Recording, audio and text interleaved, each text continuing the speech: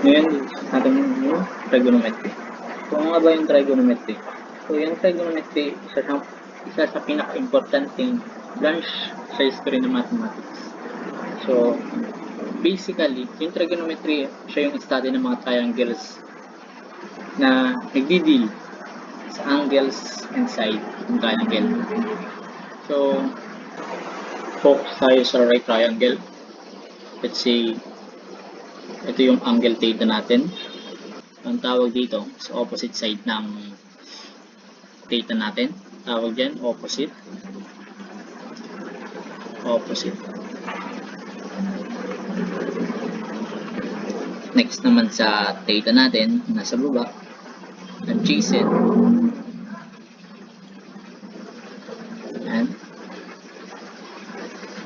And yung longest side natin is the hypotenuse.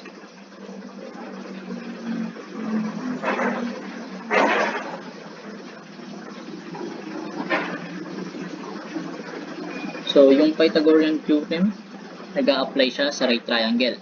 So, yung Pythagorean theorem, ito yung equation niya. A squared plus B squared. So, pero hindi tayo magpo-focus dyan.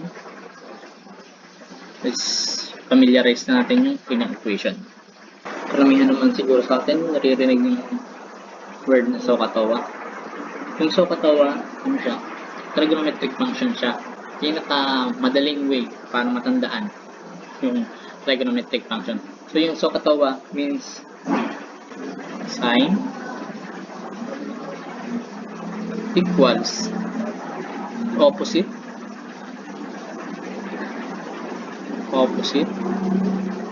over hypotenuse. So, yung ka means cosine equals adjacent over hypotenuse.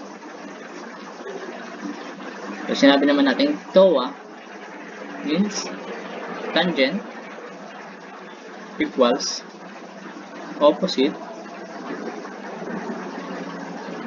over adjacent. So, meron tayong 6 na trigonometric function. So, yung sumunod, cosecant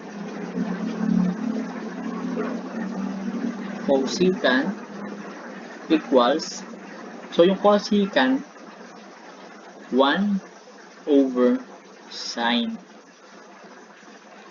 Means, reciprocal lang siya ng sine. So, magiging equivalent niya, hypotenuse over opposite. So, reciprocal lang. Babalik na rin lang natin siya. So, next, secant. So, yung secant, 1 over cosine. So, means, reciprocal lang siya ng cosine. So, hypotenuse over adjacent, ayun yung secant. And lastly, the cotangent equals 1 over tangent. So, means, reciprocal lang siya ng tangent. So, magiging value niya is adjacent over opposite. So, reciprocal lang siya.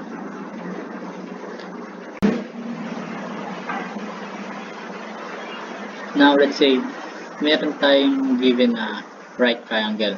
So, meron tayong nandito yung theta natin. So, ibig sabihin, itong 4, siya yung opposite side natin. So, itong 3, siya yung adjacent. So, paano natin mahanap yung longest side o yung hypotenuse natin?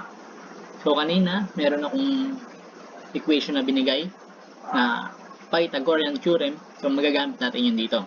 So, c squared equals a squared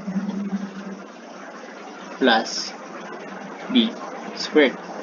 So, ito yung a natin. Ito naman yung b natin.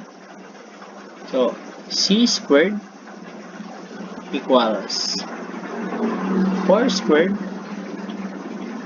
plus 3 squared. So, compute natin.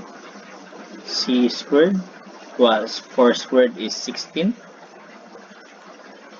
plus 3 squared is 9. So, 16 plus 9 is 25. So, ang gusto natin, silang yung matitira. So, paano kung may squared? So, square root natin. Square root of c squared. Then, square root of 25. So, matitira, square root of c squared is c equals square root of 25 is 5. So, nahanap na natin yung longest side natin, which is the hypotenuse na may value 5. Sin theta. So, ano nga ba yung value ng sin theta? So, sinabi dito, opposite over hypotenuse. So, ano dito yung opposite natin? So, opposite side ng theta is 4. So, 4 over the hypotenuse, 5. Cosine theta equals adjacent side natin is 3. So, 3 over the hypotenuse is 5. So, tangent theta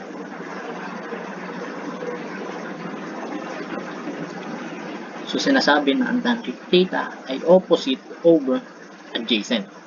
So, ang opposite side natin is 4 and adjacent side natin is 3. So, hanapin naman natin yung tatlo pang natitirang trigo function. So, value ng cosecant natin na ang sinasabi dito na ang cosecant daw ay 1 over sine. So, reciprocal lang natin siya. So, magiging value ng cosecant natin is 5 over 4, which is reciprocal ng sine. Next one is secant, reciprocal ng cosine, which is 5 over 3. And last, the cotangent, reciprocal ng tangent is 3 over 4. That's it. So here's another example. Let's say natin ito na yung theta natin. So magiging opposite side natin is ito, which is wala pong value.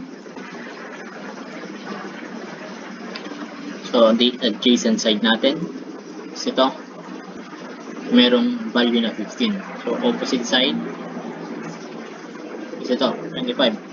So paano natin mahanap yung opposite side natin? So Pythagorean theorem ulit. C squared equals a squared plus b squared. So c squared natin is 25. So squared equals a squared is hinahanap pa natin, which is ito, plus b squared is 15 squared.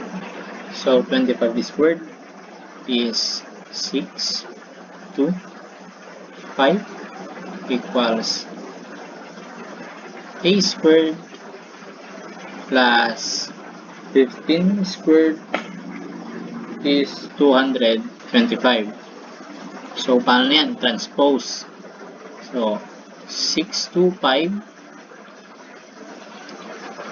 minus 2 to 5 equals a squared. So 625 minus 225 equals 400 equals a squared. So gusto lang natin ulit, a lang yung matitira. So a squared natin siya. So square root of 400 is 20 equals a. So yun, nahanap natin yung opposite side natin. After natin mahanap yung opposite side, proceed tayo sa paghanap ng sine. So, sine theta is equals to opposite over hypotenuse. So, opposite side natin is 20 over 25. So, in this case, pwede natin siyang i-simplify. So, lowest term. So, 4 over 5. Next is cosine. Cosine theta equals adjacent over hypotenuse. 15 over hypotenuse, which is 25. So, pwede pa rin natin siyang i-lowest term. So, 15 over 25 can be 3 over 5. Next, tangent theta equals opposite over adjacent. So, opposite side natin is 20 over 15. So, it can become 4 over 3. Next one is theta. Cosecant theta equals, next one is the cosecant theta, versus reciprocal lang ng sine. So, magiging 5 over 4. Next is the secant theta equals reciprocal ng cosine, 5 over 3. Last is the cotangent theta equals reciprocal ng tangent is 3 over 4. What if ganito na yung problem na binigay sa inyo? Hanap natin yung x. Then, meron tayong given na theta dito, which is 42 degrees. So, nasan yung opposite side nito? So, ito. Magiging opposite niya. 42. So, this is the adjacent side. So, kung iisipin natin, ano yung dapat gamitin natin para mahanap yung x? Try ko function natin. Alin doon? So, yung merong opposite adjacent ay yung tangent. So, tangent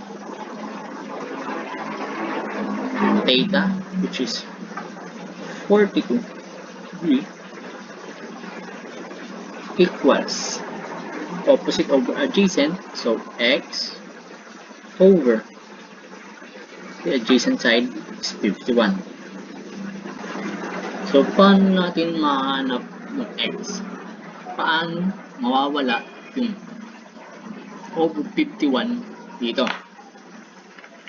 So, all we need to do is multiply both sides by 51.